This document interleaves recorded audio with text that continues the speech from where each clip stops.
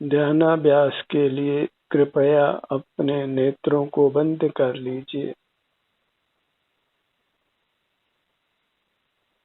ध्यान की यह प्राथमिक शर्त है कि हम नेत्रों को बंद रखें। खुले नेत्रों से आज तक कोई मुक्त नहीं हुआ, दुखों से मुक्त नहीं हुआ, सुख को प्राप्त नहीं हुआ। बंद नेत्रों से ही आत्म साक्षात्कार हो सकता है, अपना अनुभव हो सकता है और हम बद्ध मूर्त कर्मों से मुक्त हो सकते हैं। इसलिए नेत्रों को बंद रखने का अभ्यास करिए।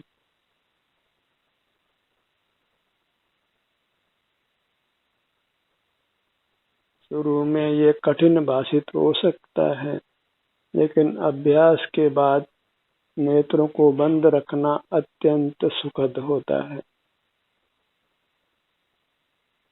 अंतर्दृष्टि कीजिए। जीव और कर्म की संधि में अपने ध्यान को लाइए। यही अपना ध्यान लाने से हम बद्ध मूर्त कर्मों से मुक्त होते हैं, दुखों से मुक्त होते हैं, सुख को पाते हैं और परमात्मा बनते हैं।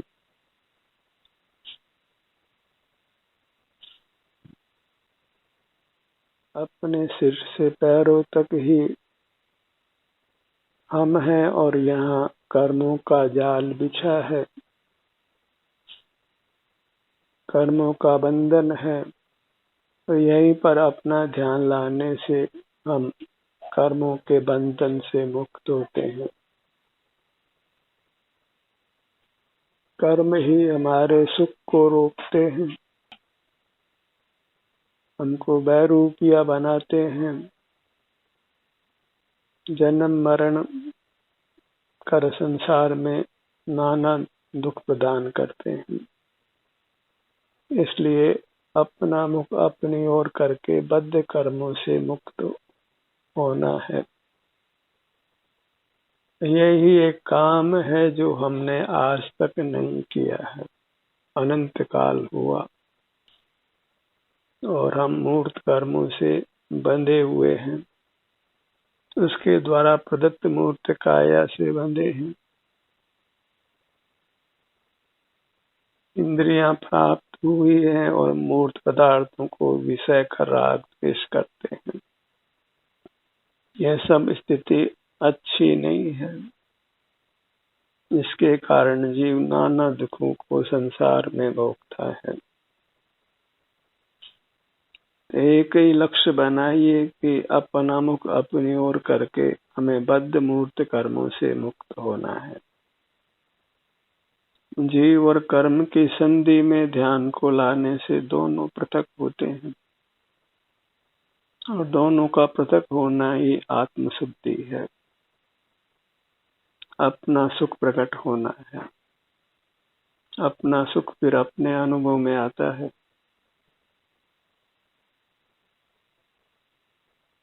बहिर्मुख रहना ही प्रमाद में रहना है, खुले नेत्रों से रहना ही प्रमाद में रहना है। खुले नेत्रों से हम भले लाख करोड़ प्रयत्न करें, सुखी नहीं हो सकते। इसलिए नेत्रों को बंद रखकर अपना ध्यान अपनी मूरत पर ही लाइए। हम स्वयं सुख स्वभावी हैं, तो अपना मुख अपनी ओर करके सुख का भोग करिए।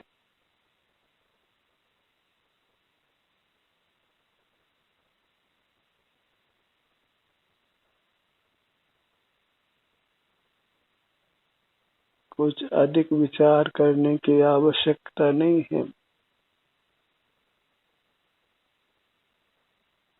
सिर से पांव तक जो अपनी अमूर्त काया है, बस वही अपनी है। इसके अलावा कोई भिन्न पदार्थ हमारा नहीं है, हमारे सुख का कारण नहीं है।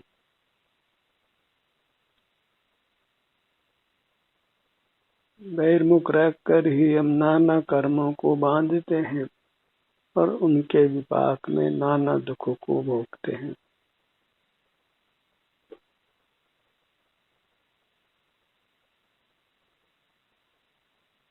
अंतर्मुख होकर फिर हम बद्धमूर्त कर्मों से मुक्त होते हैं और उत्तम अविनाशी सुख को भोगते हैं।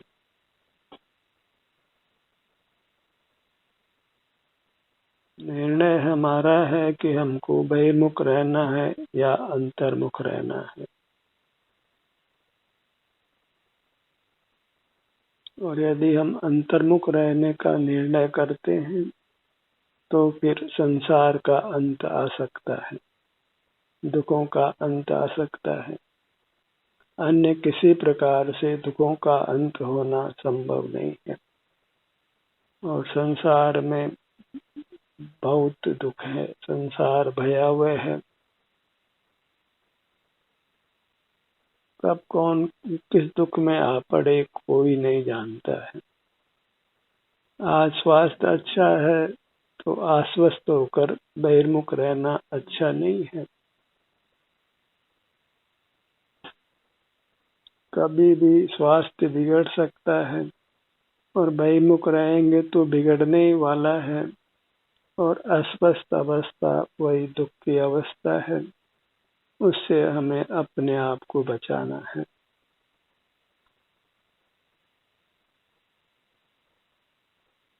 एक ही चिंतन रखिए कि किस प्रकार हम अंतर्मुख अधिक से अधिक रह सकें, बहिर्मुखता नहीं हो।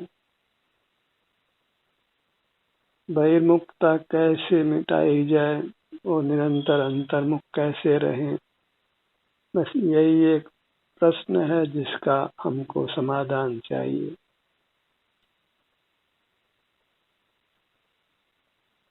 और अभ्यास से ही हम अंतर्मुखता का काल बढ़ा सकते हैं।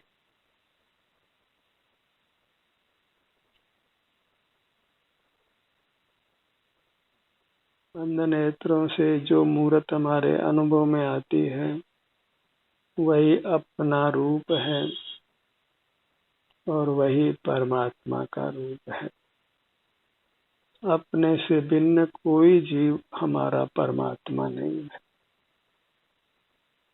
आत्मा शब्द अपने लिए है, इसलिए परमात्मा शब्द भी अपने लिए है। परम शब्द उत्कृष्ट के लिए है, तो जो कर्मों का बंध नष्ट कर देता है तो वह आत्मा फिर उत्कृष्ट आत्मा है, परमात्मा है। और जो कायम में स्थित हो जाता है वही कर्मों का नाश कर परमात्मा होता है। काम इतना ही है कि हम अपनी काया में स्थित रहें, बाहर स्थित नहीं रहें।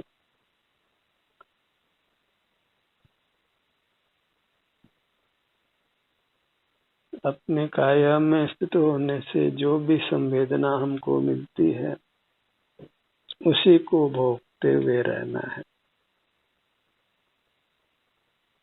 जो हमारे अंग उपांगों में वेदना अनुभव में आती है वह वेदना बाह्य स्थूल शरीर के द्वारा उत्पन्न नहीं की जाती, बाह्य पदार्थों के द्वारा उत्पन्न नहीं की जाती। उसका निमित्त मात्र सूक्ष्म मूर्त कर्म है जो हमारे साथ बंधा हुआ है और बंधने पर भी वह इंद्रिय गोचर नहीं है।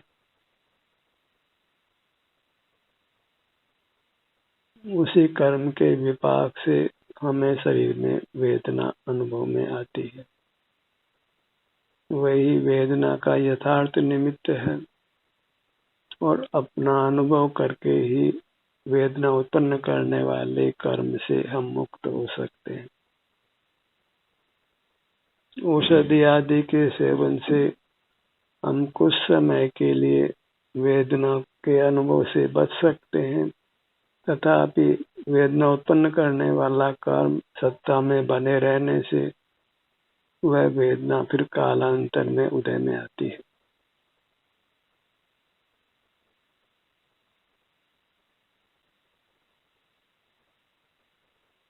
जो भी चिकित्सा है वह एक तात्कालिक उपाय भले ही हो, वह स्थायी उपाय बिल्कुल नहीं है। स्थायी उपाय मूर्त कर्मों की संधि को मिटाना है, और उसके लिए जहाँ मूर्त कर्म का बंधन है वहीं अपने ध्यान को लाना है।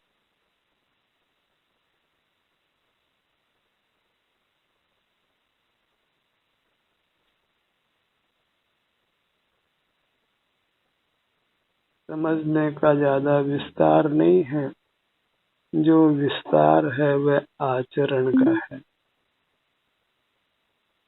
नेत्रों को बंद रखकर अपना ध्यान सिर से पांव तक इतने क्षेत्र में ही रोक कर रखना है, और यहाँ सुख स्वभाव होने से सुख या दुख की अवस्था अनुभव में आती है।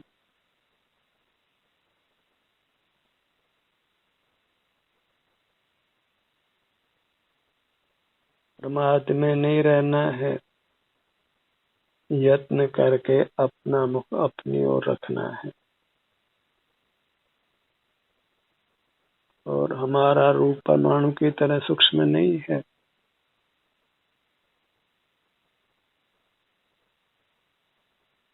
वास्तव में हम 3 लोक के बराबर हैं, सिमट कर ही प्राप्त मूर्त शरीर के बराबर होते हैं। इसी कारण से परमात्मा को लोकव्यापी कहते हैं।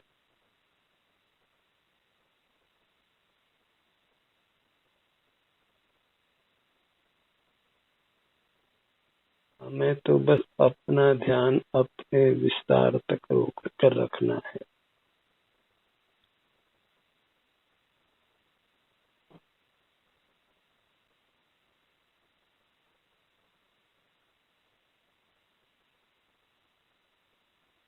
अपना मुख अपनी ओर रखने पर बाह्य जगत के प्रति कोई सरोकार नहीं रहता, कोई व्यवहार नहीं रहता, और हम एकाकी रहते हुए संपूर्ण शांति आनंद को पा लेते।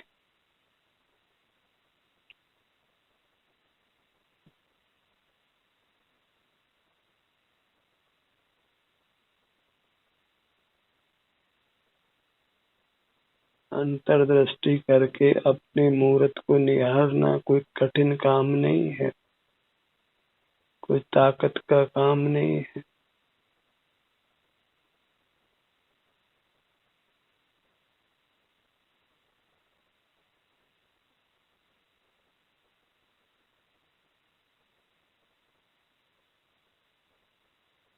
अपनी मुद्रा वही अकृत्रिम है, वही तीर्थ है। उसी के अवलंबन से हम संसार सागर के पार उतरकर परमानंद को भोगते हैं। अकंप रहकर सर्वांग आत्मदेशों में सुख का अनुभव होता है।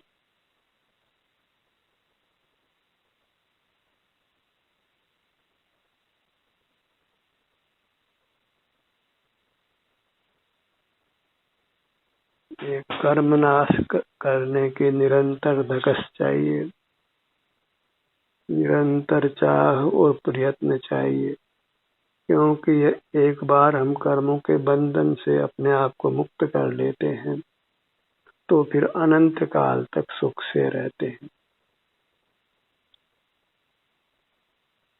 तो कर्मों के बंधन से अपने आप को मुक्त करने के लिए हमें अपने ध्यान को अपने पर ही रोक कर रखना है।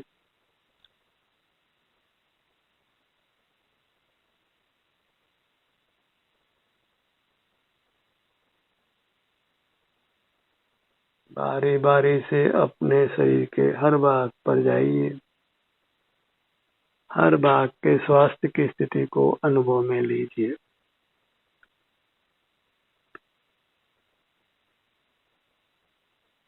और शरीर के किसी भी भाग में कोई वेदना है तो बिल्कुल चिंता नहीं करना है, बस अपने सन्मुख बने रहना है, अपने से विमुख नहीं होना है।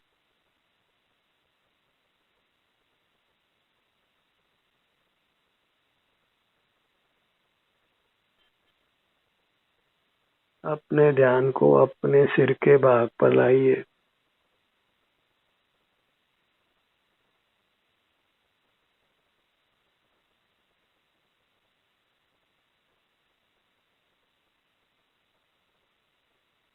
एकदम सिमट कर रहना है।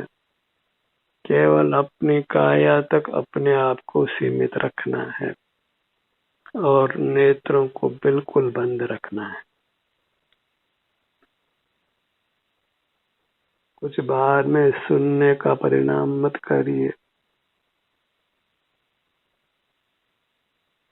कुछ सूंघना नहीं है, कुछ चखना नहीं है, कुछ छूना नहीं है। इसके लिए सतत बंद नेत्रों कर अपने सन्मुख रहना है।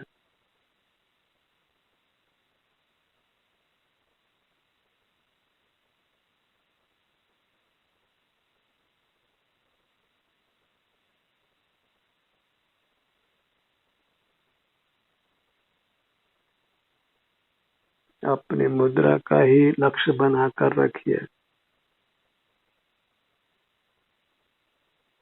अपने किसी भी भाग पर जाएं तो आपको शांति का ही अनुभव होगा,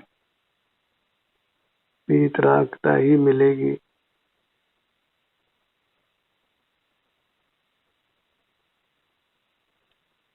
कर्मों के बंधन से छूटने से सुख का परिमाण बढ़ता जाता है।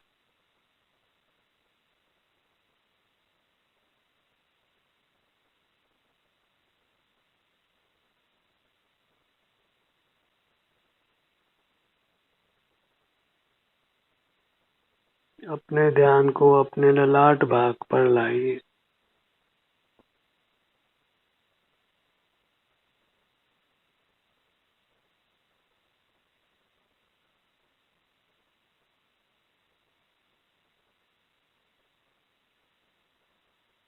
ध्यान का महत्व ध्यान करने से ही भाषित होता है।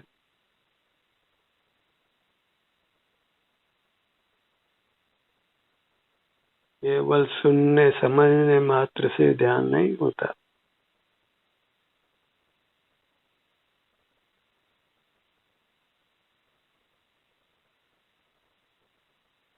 अपने सन्मुख बने रहना ही ध्यान है और अपने सन्मुख बने रहने के लिए नेत्रों को पूरी तरह बंद रखना है। न नेत्रों को पूरा खोलना है, न नेत्रों को आधा खोलना है। इंद्रिय ज्ञान का कुछ भी अंश अच्छा नहीं है।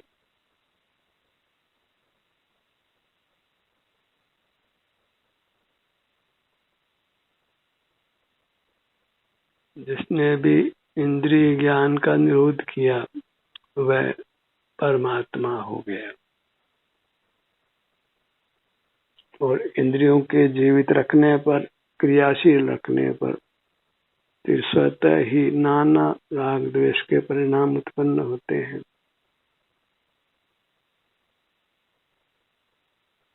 और हम मूर्तिक कर्मों से सतत बनते रहते हैं।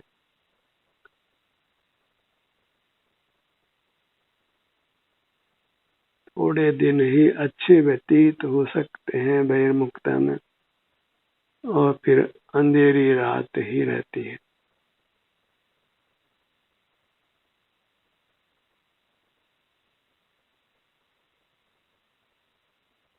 अपने भ्रूमध्य पर आइए। बड़े आराम से, बड़ी तसल्ली से अपना मुख अपनी ओर रखिए। चटपट मोक्ष होने की इच्छा मत करिए, क्योंकि कर्मों के क्षय में कुछ समय तो लगता ही है।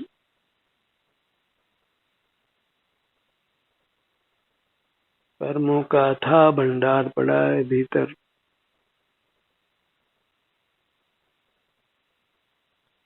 इसलिए उन कर्मों के नाश के लिए निरंतर अपने सन्मुख रहना है।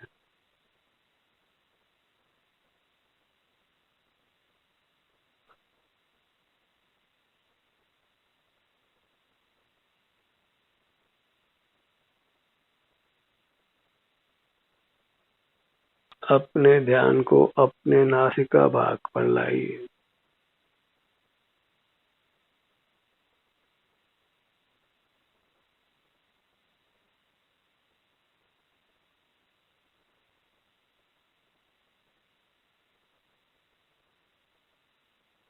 मनुष्य ही अपने सन्मुख रहने का विशेष पुरुषार्थ कर सकते हैं। पशु पक्षियों को वह सुविधा सहज ही प्राप्त नहीं है कि वे अपने आप को निरंतर अंतर्मुख रख सकें।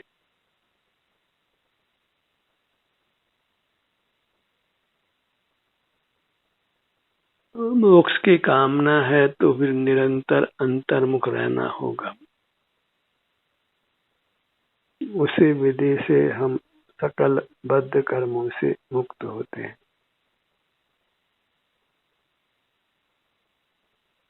अपने ध्यान को अपने गर्दन भाग पर लाइए।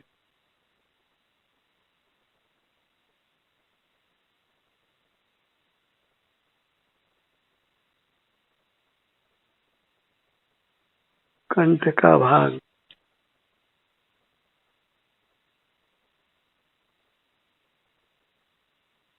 पूरा धड़ भाग,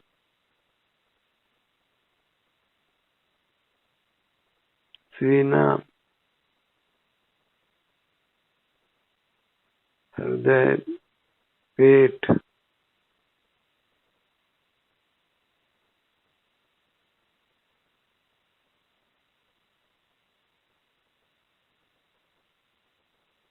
अपने ध्यान को अपने सीने के भाग पर लाइए।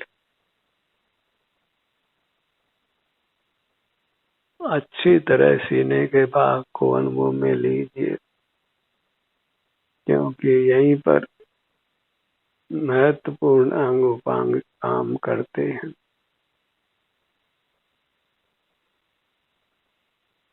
अपने पेट के भाग पर आइए।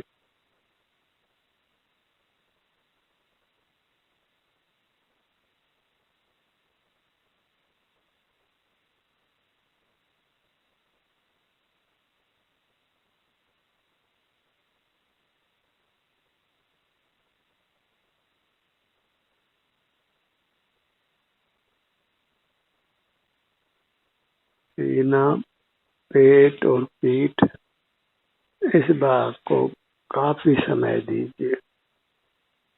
बस इस भाग के सन्मुख रहना है।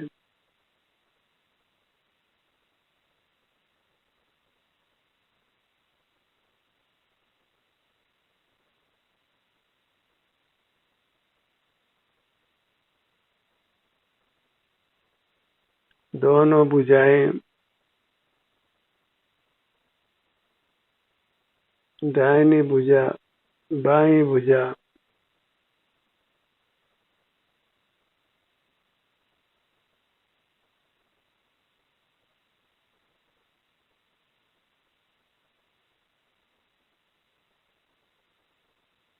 अपने दाहिना पैर,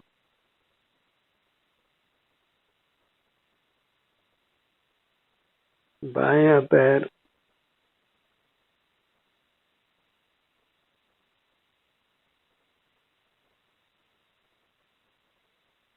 यत्न पूर्वक हमें अपने ध्यान को अपने शरीर के भाग पर ही रोक कर रखना है।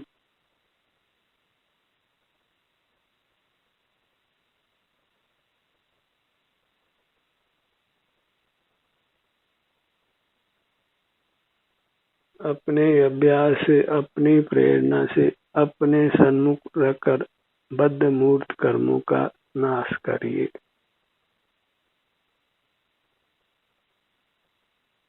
ध्यान का ये सत्र यही समाप्त होता है।